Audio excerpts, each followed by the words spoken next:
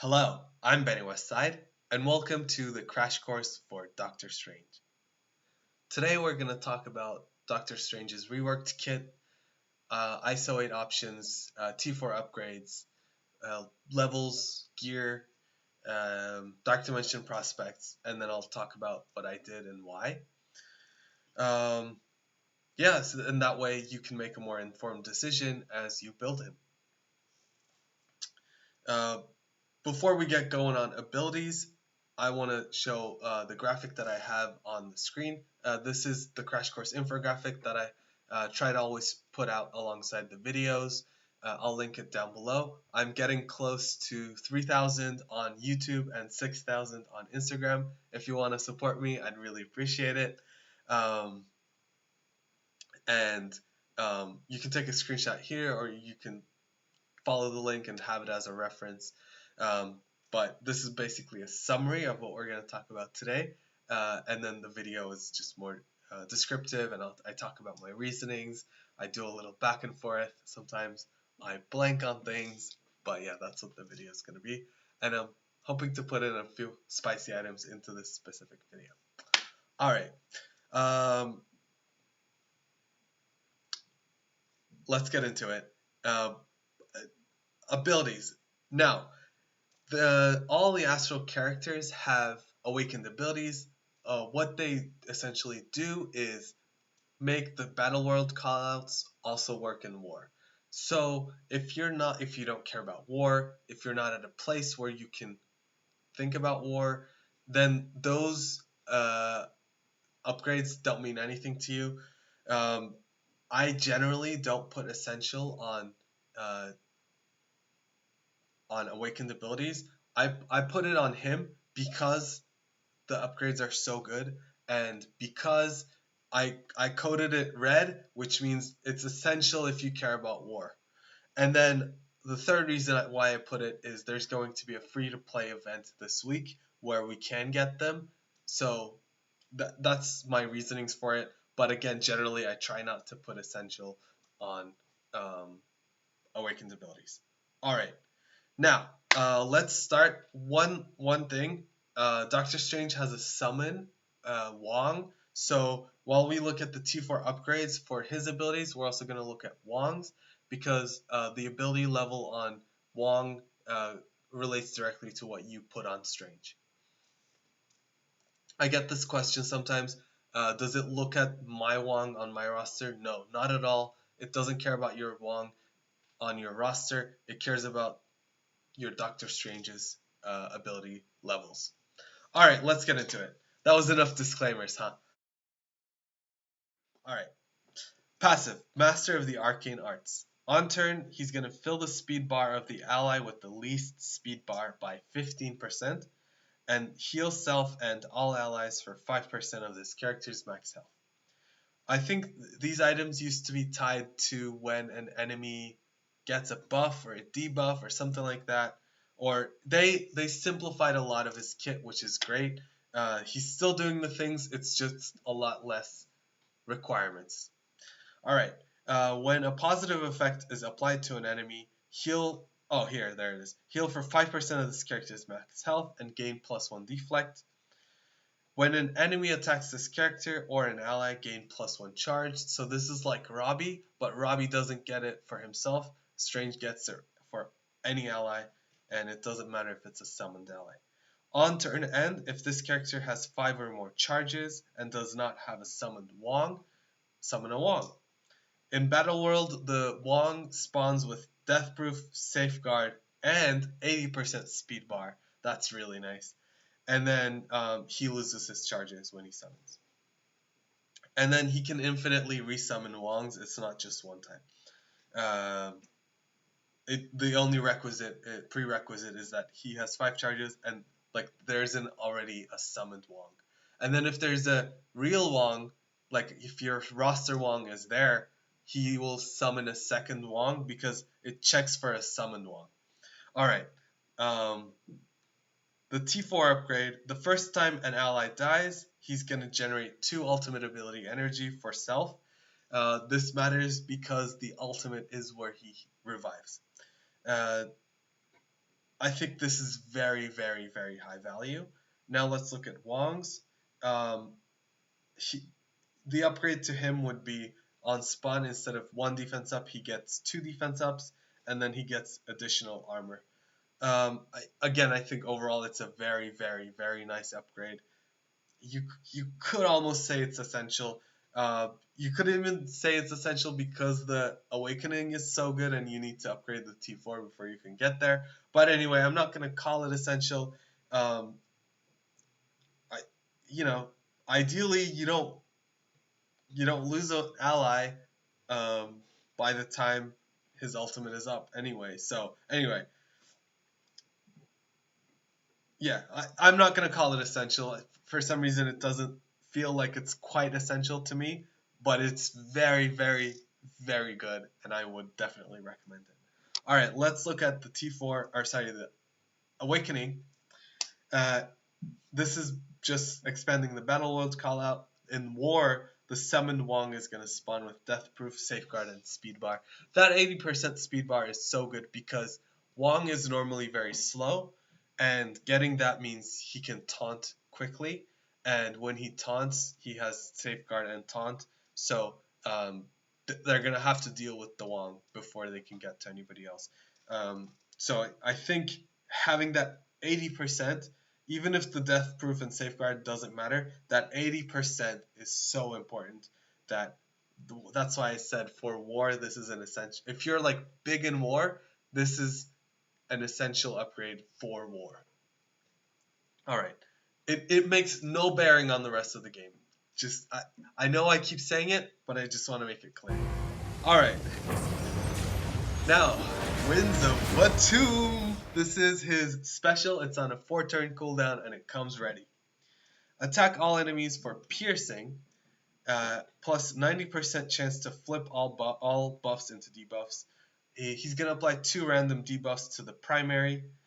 This attack is unavoidable, unblockable, and cannot be countered.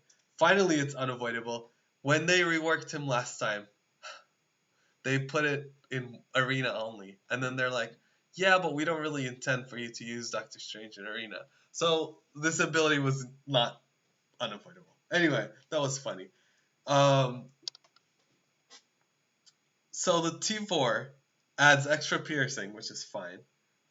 Guarantees that he flips all the buffs, because otherwise it's 90% chance. And then he also attacks all enemies for percent damage. I think this is definitely essential. Just that 10% chance of not flipping, I know that's going to happen to me. So I'd rather not take that chance. And then the percent-based damage, I think, is a cherry on top, a very delicious cherry on top. So for me, this is an essential upgrade. I would definitely recommend it. All right, the ultimate ability, the Book of the Vishanti. He's going to clear all debuffs from self and all allies. Tag blind, that's amazing. He's going to revive a dead ally with 40% health. And then he's going to heal all allies for 20%. Oh, he heals after he revives. I never noticed that. I hope it actually does work that way, because that's pretty cool. So effectively, it's 20% is based off of his health, but anyway, so it's actually more health that the character revives with. Anyway, the T4 upgrade makes it where he revives 2 allies, not just one, and it's with 65%, not 40. And then in Battle World, he's going to generate 3 ability energy for self and apply 2 counter, 2 death proof, and 2 deflect to self and all astral allies. This is an amazing ability. This is definitely essential. I would definitely recommend it. Let me see the graphic. If I didn't put essential on this, I will amend that. And I did. Okay. It's like sometimes like sometimes I miss it and the graphic doesn't quite match, but yeah, I wanted to double check. And then the Awakening, again, it makes the Battle World call out work in war. The 3 ability energy for self, which effectively means this ability has a 4-turn cooldown. So that's great. And then you can immediately wins right after this. So um, broke the illusion. Yeah, this I would say for war, this is an essential upgrade as well. Now, this week's event, there's going to be awakened abilities for Doctor Strange, for Moondragon, and then something called Mephisto Red Star Orbs. Those sound like a lot of RNG to me. I'll look into it. I haven't seen it yet, and I think by the time this video's out, it will already be there. So some of this might be outdated in terms of like my preference, but I will see the Mephisto Red Star Orbs. If it's awful, then I will do the Doctor Strange upgrades first, and then look at the orbs or look at getting more orbs. And then if it's really just truly terrible, then I'll do the Moondragon abilities and then look at the orbs. So let's see how much currency we get and what it looks like. But right now, I think like Mephisto Red Stars obviously are the priority, but it depends on like what they're giving. Maybe the orb. I don't even know. I'm sure they're gonna throw some type of RNG garbage at us, but anyway, Doctor Strange's upgrades for me are very, very valuable. I would love to use this functionality in war, so I am gonna go for them if I can. All right, Bolt of Balthok. This is his basic. Attack primary target for 180 piercing. Apply offense down. Bury yourself. Uh, uh, uh, this character deals less damage to Astral when mind controlled, and then this attack is unavoidable. Unavoidable basic, unavoidable special, and then the ult doesn't attack. So this character is just overall unavoidable, one might say. Inevitable, but this is great. This less damage to Astral I think is really nice. It highlights how this is a Battle World team because in the boss we have this darkness negative effect. Darkness is null, is something null applies, and it is a mind control. All right, the T4 adds extra peer. Oh, we didn't look at Wong's for these abilities. Okay, let's wrap up this and then we'll go to Wong. Apply offense down for 2 turns instead. That's fine. And then attack primary target for 3% of target's max health. I'm liking all this like sprinkling of percent damage. Oh, that's also for null. And it's not big because nulls is capped per turn, like how much you can do to him. But 3% is probably gonna hit that cap. And then he has it on his special too. And Moondragon has it on at least one of her abilities, maybe 2. Yeah, her basic and her special too. Okay, now this just dawned on me.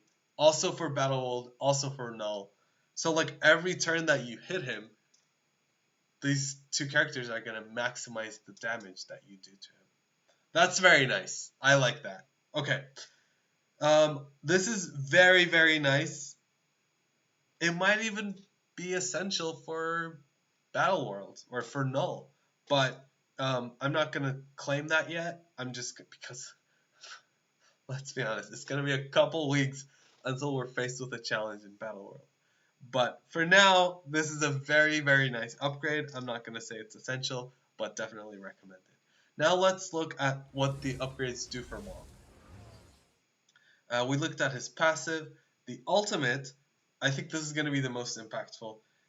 He's going to transfer all negative effects from self to the primary instead of just 2. And then he's going to clear all debuffs from self. I think, well, because he's in War and Battle World, he's going to have 80% Speed War. It's unlikely that he'll have debuffs, but still, we already called the ability essential, so this is a bonus that we're going to get, and I like that we're getting that. Alright, looking at his special, it's extra damage, but it also means it ignores defense up. This is nice. I wouldn't call it essential, but it is like it wouldn't have swayed my needle for Doctor Strange, but it is nice that we're getting that. Alright, And then the basic, he's going to clear one negative effect from the two most injured Darkhold or Self. And then the T4 makes it all. The truth of the matter is, you're not gonna, like, on an Astral team, that doesn't matter. The only Darkhold character on the field is gonna be Wong, so it doesn't matter. But if you run Doctor Strange with Darkhold, then that'll be a nice upgrade as well. Which is part of the reason why I really like Doctor Strange and his rework right now. He has a lot of flexibility. Of course, you can run him with Astral, his team. But you can run him with Secret Defenders. Having Black Cat on his team is going to be especially nice because Black Cat's special gives 2 charges to all Secret Defenders, which means more likely than not, by his first turn, he will be up to those 5 charges, and he will get to summon the Wong. Like, we might even see cases where we drop somebody from Astral, bring in Black Cat, so that we get that Wong. Now, is Black Cat plus Wong better than whoever that other 5th member that we're dropping? I don't know, but there might be such cases. Maybe not in Battle World, maybe in War, in Crucible perhaps. So I don't know, but I think that's very good synergy with his team from last year. His team before that was Supernatural. I don't see running a Supernatural team, but if you try and you make it work, do let me know. We could also run him with Darkhold as another substitute for Scarlet Witch. Scarlet Witch got a rework for Darkhold, an arena team. It was awful. She was meant to be the one that gets dropped off. Then she got another touch-up for Quicksilver, but still she's awful. And the way that worked made it where you could sub out Scarlet Witch for Quicksilver, and it's just better. So it was rough. And now Doctor Strange, he got a rework for Secret Defenders. He equivalent to Wanda. He was awful. He was the one that got dropped off. I didn't even build him. Now finally he gets reworked. And he summons Wong, which means, again, he's a better character on Darkhold than Wanda. That doesn't seem fair. I hope they do something for Wanda. I don't know what that can be, but I hope they do something. She's suffering, man. Oh my god. Anyway, yeah, so that's just something. But yeah, having that Wong is nice, and he's very flexible. So you can run him on Darkhold, and then finally you can also run him with A-Force, because A-Force characters give benefits to Secret Defenders, so he will make use of those. Alright, now, let's talk about ISO 8 classes. I think for him there's 2 options, either Raider or Striker.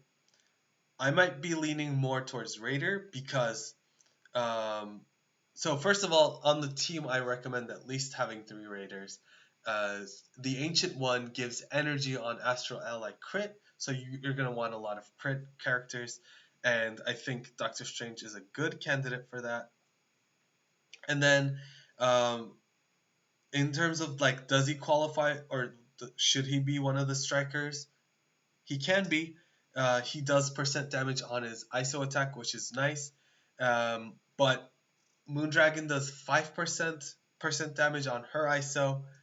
And then Emma Frost applies a lot of regeneration on her ISO. This guy does 3%, and then he also barriers self. So it's up to you. I'm not giving a definitive answer. I think my preference will be Raider, but I think Striker is an option. Healer, to be honest with you, I don't think Doctor Strange is a good candidate for healer. I'd rather see him as a Raider. He heals just a little bit on his passive on turn, which is 5%, not a lot. And then he heals on his ultimate. you could boost that. Maybe you go for a more sustained team, but I think just getting those crits and those ability energies, I think is just overall better for him and for the team. So that's what I will recommend. Healer is not, I'm not recommending healer for him, but it's up to you.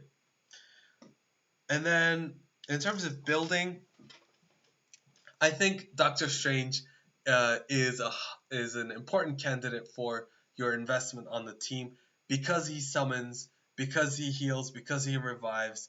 Um, like everything you put into him, you're getting double the worth because you're also getting your wand gets stronger. So I will recommend going balls to the wall, which is what I did. I built him up all the way. I bought his third diamond.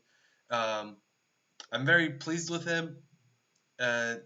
So yeah, I think Doctor Strange is a good character to put a lot of investment on. Now, in terms of investment, do we take him to Dark Dimension? He is cheaper, I think. He takes 2 sets of minis, but he is Mystic.